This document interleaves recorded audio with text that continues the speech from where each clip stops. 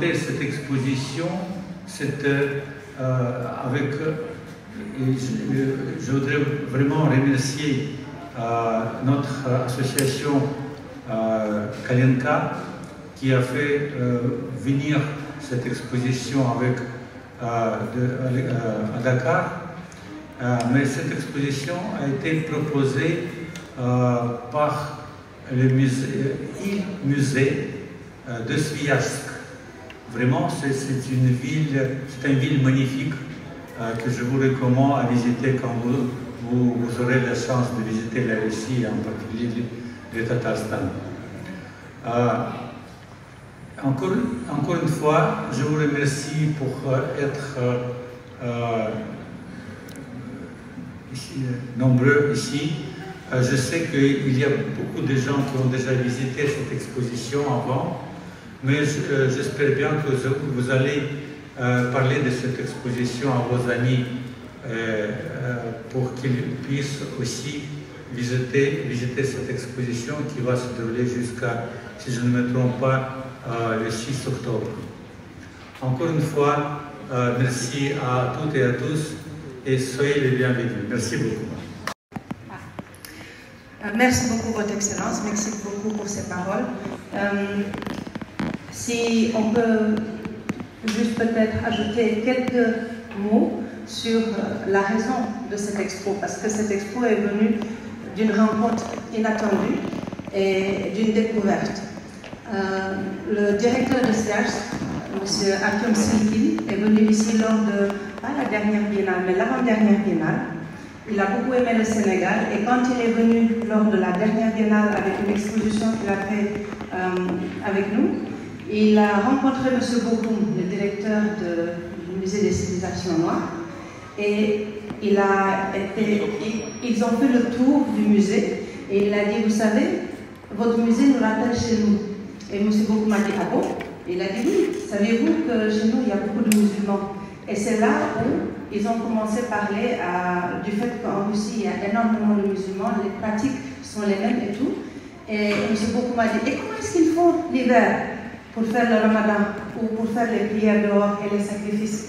Et c'est là où Artyom s'est retourné en disant, vous savez quoi, je vais rentrer chez moi, on va faire une expo sur l'islam sur neige. Et je dois dire que sans l'appui de l'ambassade, sans l'appui du musée des civilisations noires et du musée de Sviajsk, tout ça n'aurait pas eu lieu. Et je tenais, au nom du centre culturel, au nom de toutes les personnes ici présentes, de les remercier profondément parce que l'art prend du temps pour se faire et ce n'est pas toujours évident. Et quand on finit par voir le résultat, nous ne pouvons être que très fiers parce que c'est une succession d'images et de photos qui nous rapproche de ce pays très lointain et pourtant dans les traditions, dans la religion et dans ses pratiques, ils sont très proches.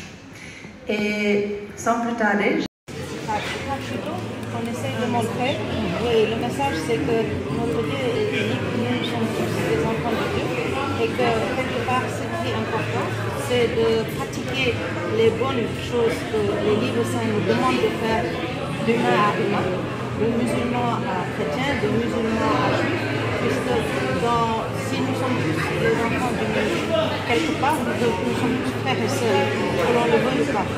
Et je crois que la symbolique qu'ils ont à vouloir amener toutes ces confessions à l'article, c'était pour montrer, pour souligner combien au Tatarstan et dans la Russie, les religions sont acceptées et ta confession te concerne et tu la pratiques dans toute la liberté que tu as.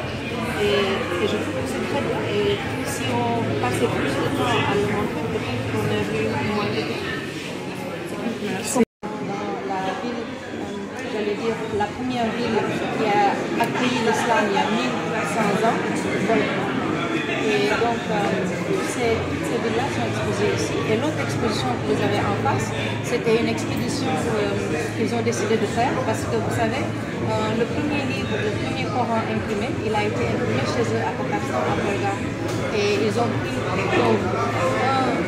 un livre saint du Coran, le livre saint des orthodoxes, c'est la Torah, et ils ont pris un voilier, ils ont quitté le Tatarstan ils ont cheminé jusqu'au nord, jusqu'aux mers partout, pour déposer dans la seule, j'allais dire, maison multi-confessionnelle, les 3 livres saints du Dieu unique.